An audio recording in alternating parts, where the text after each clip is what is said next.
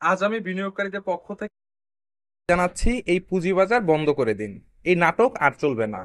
এই যে প্রতিদিনের মতন নাটক, প্রতিদিনের মতন পতন, প্রতিদিনের মতন লাল রঙের আতঙ্ক, এটা আর সহ্য করার কোনো অবস্থায় নেই। আমরা বিনিয়োগকারী নই। আমরা এখন প্রতিদিন লস খাওয়া, যন্ত্রণা সহ্য করা একটা প্রাণী।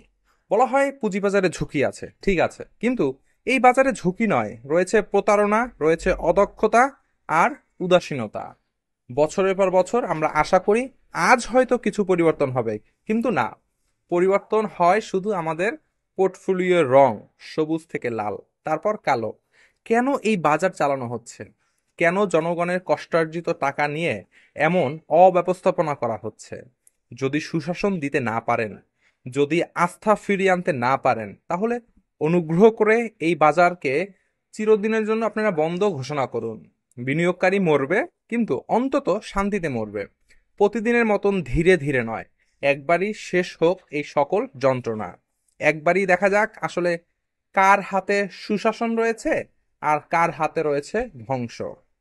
বাজার চালানোর নাম করে প্রতিদিন হাজারো বিনিয়োগকারীকে মেরে ফেলার চেয়ে একবারে বন্ধ ঘোষণা করুন।